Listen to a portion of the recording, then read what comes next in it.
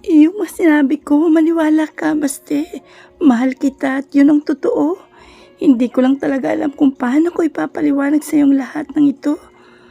Pues, alamin mo, ginawa mo yan tapos ngayon ay hindi mo alam kung paano ipapaliwanag sa akin. Nagpapatawa ka ba? Kung alam mo lang, Baste, napalood siya sa paanan nito. Patawarin mo sana ako, Baste, please. Kung makapagsalita ka ngayon, ay akala mo simpleng pagkakamali lamang ang ginawa mo. Tiningnan siya nito na animoy pinandidirihan siya. Tara na, kailangan na nating umuwi. May pupuntahan pa ako. Sana'y huwag ka nang magpipilit sa akin. Sumunod ka na lang. Maghihintay ako sa sasakyan. Pero paano si Yaya? Hindi niya tayo dadatnan dito. Protesta niya. Tatawagan ko na lang siya. Tin, ako nang bahala. Mag-ayos ka na. At sumunod na lang. Final na itong wika. Tumalikod na ito at hindi na siya pinagkaabalahan na lingunin pa. Nanghina siya. Naplos niya ang kanyang tiyan. Anak, paano sasabihin natin sa daddy mo ang lahat? Kausap niya sa kanyang sinapupunan habang humihikbi dahil sa patuloy na pagluha. Paglabas ni Basti sa pintuan ay tuluyan ang tumulo ang luha niya na kanina pa niya pinipigilan. Hindi nito alam kung bakit pa naapektuhan sa pag-iyak ni Tin kanina. Niluko siya nito, pinaglaruan at pinaikot sa palad. Dapat ay mamuhi siya rito, ngunit halos mapiga ang puso niya nang makita ang pagluha nito. Sa kabila ng ginawa nito sa kanya, ay mahal pa rin niya ito.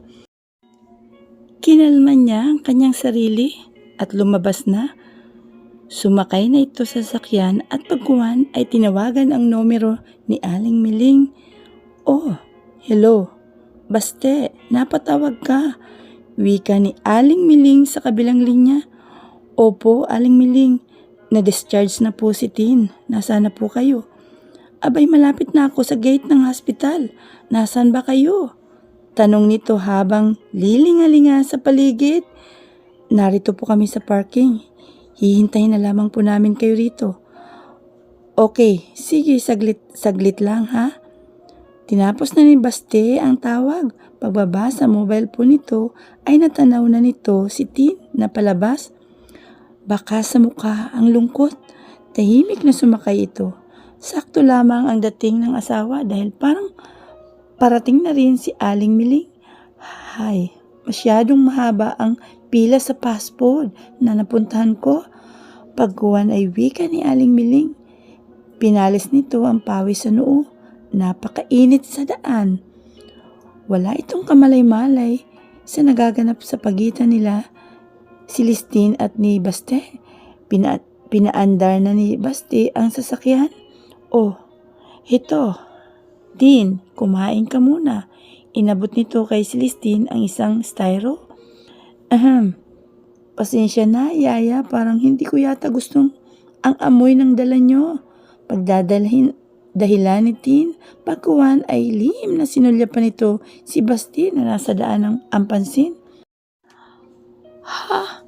Nagkibit ang balikat ito. Sa bagay, Tin, naglilihi ka. Sige, ano bang pagkain ang gusto mong kainin at ipagluluto kita? Mamaya pagdating natin. Sana lang ay hindi ka masyadong masilan sa paglilihitin. Wala po akong alam sa ngayon, Yaya. Gusto ko lang talaga ngayon ang magpahinga. Sa bagay, kailangan mo rin talaga ang magpahinga ngayon. Hindi ka na pwedeng mapagod lagi, Tin. Tandaan mo yan. Pagkarating nila sa harap ng mansyon ay nalalayan pa siya ni Baste at hinatid sa kwarto.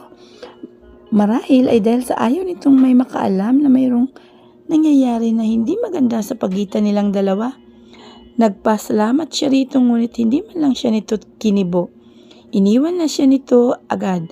Palakad-lakad lamang siya at pabalik-balik. Hindi siya mapakali. Nag-isip-isip siya ng paraan kung paanong sasabihin kay Baste ang lahat. Naisipan niyang tawagan si Mika. Hello, my friend. What's up? Napakatagal mong walang paramdam. Alam mo ba yon? Oo, alam ko naman, Tin. At alam kong naiintindihan mo naman kung bakit, hindi ba, best? Oo na, lagi naman. So, anong nakain mo at naalala mo ko? Buntis ako, best? Talaga? Wow! Congratulations! Ninang na ako riyan, ha? Wika nito sa kabilang linya. Hindi pa nito marahil nare-realize ang sitwasyon.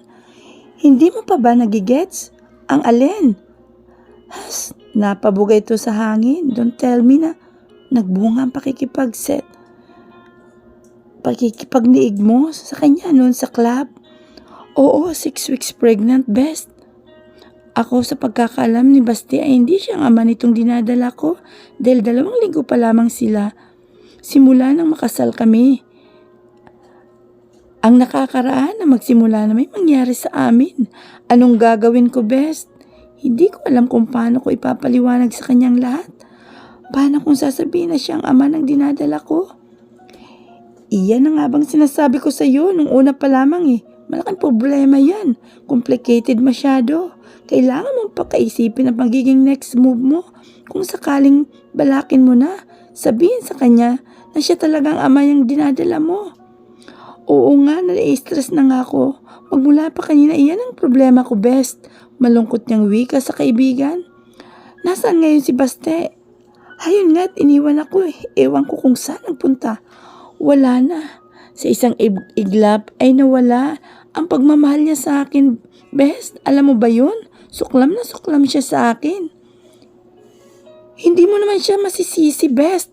Natural lang ang reaksyon ni Baste. Magtaka ka na lang kung naging masaya siya sa nalaman niya, hindi ba? Oo nga, tama ka naman, best. Nasaan ka ngayon? Baka pwede mo naman akong puntahan. Kailangan ko na makakausap.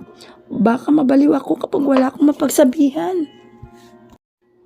Pasensya ka na, best. Hindi kita mapupuntahan dahil nasa Cebu ako ngayon. May mga inaasikaso ako. Ganun ba? Oo, pero hayaan mo, sa oras na matapos ko na mga ginagawa ko, ay agad kitang pupuntahan diyan. Promise? Oo. Ikaw, no? Wala ka pa talaga tiwala sa akin? Sa tagal ng panahon na pinagtiyagaan kita, ngayon ka pa ba? Hindi nagtitiwala? Hindi naman sa ganun, best. Alam mo naman siguro ang sitwasyon ko ngayon, hindi ba? Oo, wag ka nang masyadong mag-isip. Buntis ka. Ang problema na yan ay saka mo na isipin. Alalahanin mo anak mo. Ang anak niyo ni Basti, yung dinadala mo. Paalala nito sa kanya. Oo nga, salamat, best. Palagi kong nandyan kapag kailangan kita. Paano na kaya kung wala ka? Sus, huwag mo na akong dramahan. Alam ko ng linyahan mong yan. Huwag mo akong paiyakin at bagong make-up ako ngayon. Ha? Bakit? Huwag mo sabihin na lalaking ipinunta mo riyan. Well, oo, pero hindi dahil sa tulad ng iniisip mo. Makikipagkita ako sa lalaki ngayon dahil sa business at hindi para lumandi. Grabe ka, wala naman akong iisip na ganyan. Pero bakit masyado naman yatang hapon na, best? Ewan ko nga ba ron sa businessman na yun. Alanganin ang oras na pinili niya. Hindi ko naman pwedeng kontrahin, best. Mahirap na. Alam mo ba yun? Ganun ba? Hindi naman kaya bampera siya? Biro niya pa rito? Nako, alanganin naman. May araw pa naman wika nito sa kanya at itinuro pa ang araw sa labas kahit hindi naman siya nito nakikita. Oo nga no, sana gwapo. Matchmaking? Ayoko pa, mas masarap ang single. Sa sitwasyon mo ngayon, ayoko muna. Kontento na ako na marami akong pinapaasa. Manigas sila, best. Ikaw talaga? O siya, mamaya na, baka malit ka pa. Bye na, miss you, best. Mua, tinapos na nito ang tawag. Basti point of view. Paglabas ni Basti sa kwarto nila ni Tin ay dumiretso siya kay Aling Miling na kasalukuyan na naghihiwa ng karne. Aling Miling, may pupuntahan lamang akong importante, sandali. Ikaw na po munang bahala kay Tin. Kung mayroong atay ng baboy riyan ay maigi na ipagluluto niyo si Tin. Pwede rin ang mga madadahong gulay kung mayroon. Mababa raw ang dugo niya ayon sa doktor. Kaya siguro siya nahilo kanina. Kailangan na pataasin ang dugo niya. Bilin niya kay Aling Miling. Kahit naman galit siya kay Tin, ay may concern pa rin naman siya rito. Hindi niya hayaan na may mangyari sa sinapupunan nito. Sige, mayroon namang malunggay sa labas. Baste, mainam raw yun. Ipapakuha ko siya kay Mang Timyong mamaya. Sige po, kayo na po munang bahala sa kanya. Lumabas na siya at umalis. Hindi niya kayang manatili ngayon sa mansyon. Pakiramdam niya ay sasabog siya. Sa isang iglap ay nasira ang mga plano niya para sa kanila ni Tin. Patuloy lamang siya sa pagmamaniho nang maalala niya si Dylan. Tama, pupuntahan niya ito. Itinabi muna niya sa isang gilid ang sasakyan at tinawagan niya ang numero nito. Oh, bro, what's up? Dinig niya ang boses nito sa kabilang linya. Nasaan ka bro? Sa halip ay tanong niya. Hindi niya sinagot ang pangungumusta nito. Heto, nagdadrive bro. It seems that you need me. Nakakaunawang wika nito. Inom tayo bro. Yaya niya. Ano? Wrong timing ka bro. Hindi ako pwede. Ano bang nangyari? Gusto ko man napuntahan ka ngayon. Ngayon din mismo pero hindi ko magagawa. Bakit? Nasa Cebu ako bro. May ka-meeting ako ngayon sa new branch ng motorcycle supplies ko. Heto nga, pupunta na ako sa meeting place namin. Ganun ba bro? Oo, pero don't worry. Once na maklose ko ang deal or matapos ang meeting ko na ito, sa new client ay mabilis pa sa eroplano akong makakarating diyan. Para namang kaya mo. Oo, pasensya ka na bro. Naiintindihan ko, sige. Balitaan mo ko kung successful ang meeting mo. Sige bro, balitaan kita agad. Nagpatuloy siya sa pagdadrive na walang konkretong pupuntahan. Sige lamang siya sa pagmamaniho at pinasok niya ang NLEX. Nang nasa Tarlac na siya, ay naalala niya ang pinag-usapan nila ni Dylan noon na word na pasyalan sa Tarlac. Ito ay ang lugar kung saan ang main attraction ay ang pagbabalibag ng gamit sa pader. Imbis na makagawa ka ng hindi maganda sa taong nanakit sa iyo, ay sa gamit mo ibubunton ang galit at ihahagis mo sa pader. Pwede rin upang malabas mo ang lahat ng galit at sama ng loob mo sa mundo. Kasalukuyan na siyang papasok sa lugar. Natawa siya sa sarili dahil hindi niya akalain na maging siya ay papasukin ang lugar na ito. Inassist siya ng isa sa empleyado at nagsimula na siyang maghagis. Ibinigay niya ang buong pwersa sa paghagis. Ramdam niya na pinagtitinginan siya ng ilang kababaihan sa paligid. Ngunit wala siya sa mood para pagkukulan ang mga ito ng pansin. Sa dami ng binasag niyang gamit ay malaki ang bill na binayaran niya. Pero ayos lamang dahil totoong nakatulong sa kanya ang ginawa niya. Matapos bayaran ang kanyang bill ay lumabas na siya. Inanyayahan pa siya ng isang empleyado na kumain ngunit hindi na siya nagpaunlak. Wala siyang ganang kumain. Pag-uwi na lamang niya siguro. Mabilis na nilisan niya ang lugar. Matapos ang kulang-kulang 2 oras ay nakabalik na siya sa mansyon. Lampas 8:00 na kaya tapos nang kumain ang lahat. Dinatnan niya si Aling Miling na nasa sala at kasama si Mang Timyong. Kaya pala si Arthur ang nagbukas sa kanya ng gate. Salamat naman at dumating ka na, Baste. Wika nito kasabay nitong tumayo si Mang Timyong. Bakit po Aling Miling? May nangyari po ba? Nag-aalalang wika niya rito habang salita na tinitingnan ang mukha nito at ni Mang Timyong. Napansin ko naman yung taong umaaligid-aligid. Ewan ko pero para siyang yung dati kong nakita eh. May panik sa tinig na wika nito. Kaya nga nakiusap muna ko kay Arthur na kung pwede magbantay muna siya sa gate. Ewan ko ba naman kasi kay Don Amado. Tinanggal pa niya ang security guard natin dati. Oo nga Basti, maigi nga talaga sana kung may nagbabantay sa paligid. Sang-ayon naman ni Mang Timyong. Hayaan niyo po at kukuha tayo muli ng security para sa gate. Bukas na bukas din.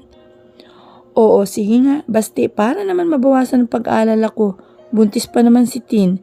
Hindi maganda na malalaman niya ang ganitong bagay. Ganun po ba? Si Tina saan po? Hayon, nasa kwarto niya. Sinabihan ko na matulog na. Hindi ko na sinabi ang tungkol sa nakita ko, baka kasi matakot siya. Opo, tama pong ginawa niyo. Huwag niyo na pong ipaalam po kay Tin ang tungkol sa bagay na yan. Tatawagan ko na po ang investigador na inupahan ko mamaya kung may update na siya. Sana nga'y mayroon ng balita sa inupahan mo, Basti. Ninenervyos talaga ako. Wala pa naman si Don Amado. Hindi bali po, ako na pong bahala rito. Huwag po kayong mag-alala. Aling Miling. Basti point of view, ipinasya niya matulog pa rin sa kanilang silid ni Celestine. Kailangan pa rin niya itong protektahan dahil anak pa rin ito ng taong itinuturing na niyang isang tunay na ama. Nangingibabaw pa rin sa puso niya ang pagtanaw ng utang na loob kay Don Amado. Dinatnan niya sa loob ng silid si Celestine na kasalukuyan nanonood ng telebisyon. Nginitian siya nitong ngunit malamig na tingin lamang ang iginanti niya rito. Nagyuko na ito ng ulo pagkatapos naligo muna siya. Hindi niya binago ang kanyang dating ginagawa. Kapag naliligo, lumabas pa rin siya ng banyo na tanging tapis ng tuwalya ang nakabalot sa kalahati ng katawan niya.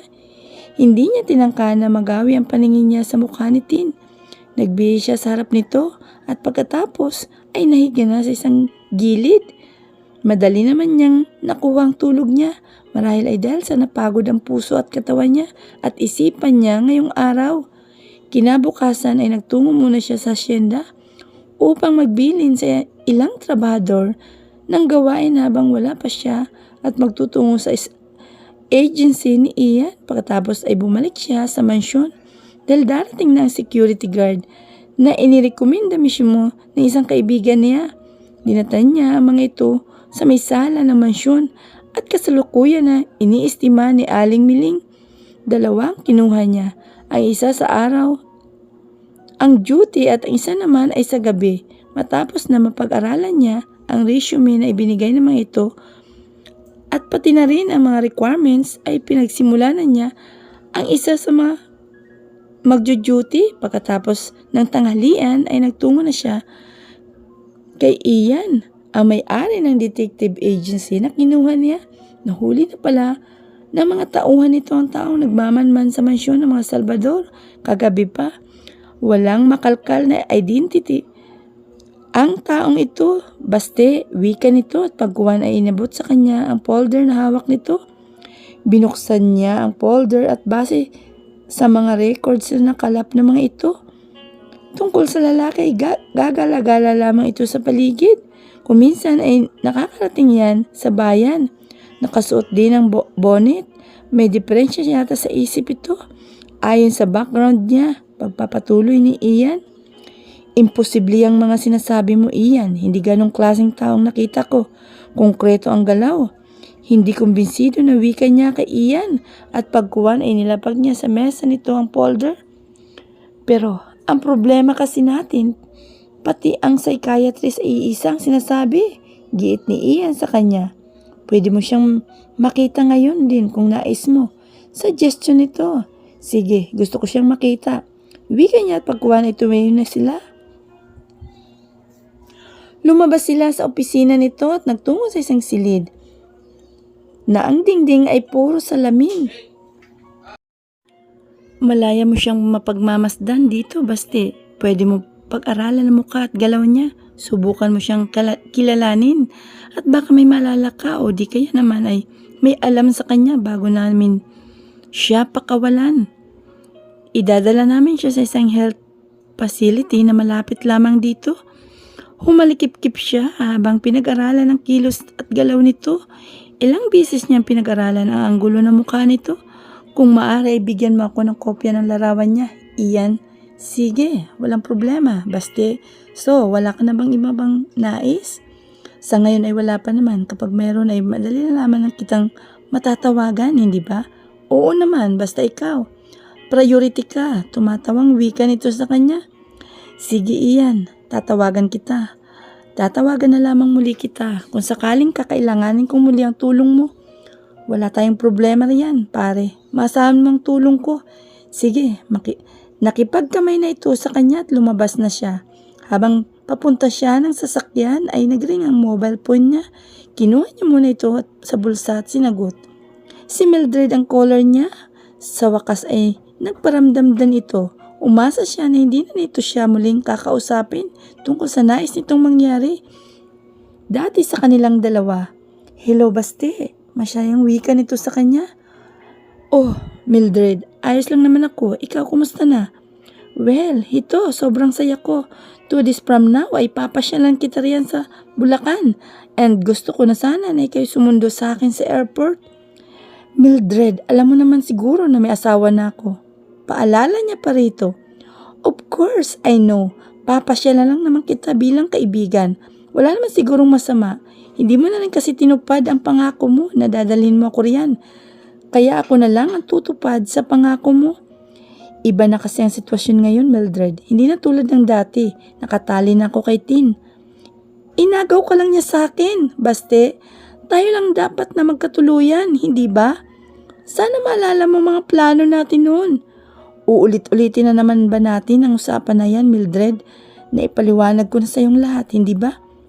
Kaya nga, sabi ko nga ikaw lang kasi, sinabi ko naman sa iyo kanina pa, nadadalawi lang naman kita bilang isang kaibigan. Kung magsalita ka naman ay parang wala tayong malalim na pinagsamahan. May himig na pagtatampo na wika nito sa kanya. Okay, sige na, papayag na ako. Ako nang susundo sa iyo. Ang hinihiling ko lang sa iyo, Mildred, ay kung maaari, ay sa ibang bahay ka mananatili.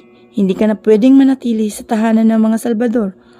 Oo na, palagi naman akong walang magagawa. Kung ano ang sinasabi mo ay siyang madalas na masusunod. Pasensya ka na, Mildred. Alam ko naman na marami talaga akong kasalanan sa iyo at hinihingi ko yun ng lagi ng tawad. Puno ng sinseridad na wika pa niya rito.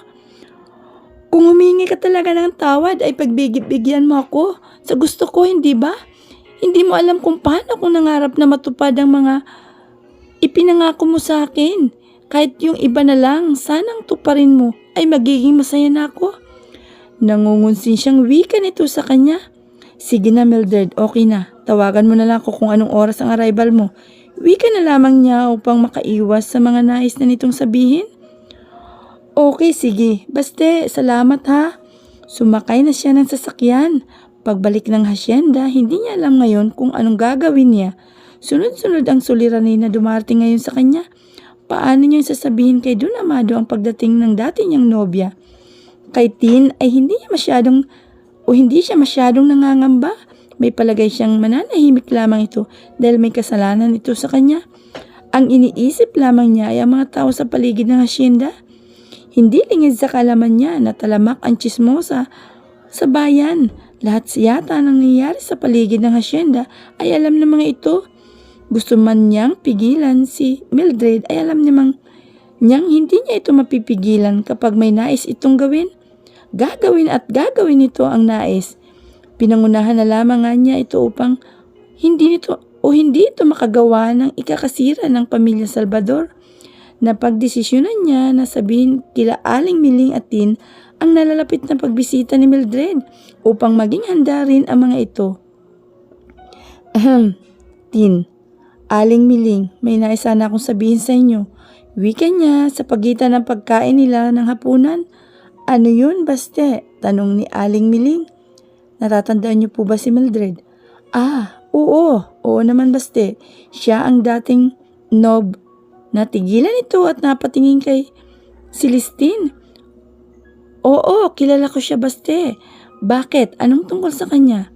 Sa makalawa ay darating siya rito. Gusto niyang mamasyal at kung maaari sana ay nais ko na i-welcome niyo siya. Excuse me lang, Yaya ha. Medyo sumakit yata ang pakiramdam ko. Tumayo si Celestine. Pasensya na, Baste. Mauna na akong umakyat sa taas. Hindi na nito siya hinintay na nagsalita. Tumalikod na ito.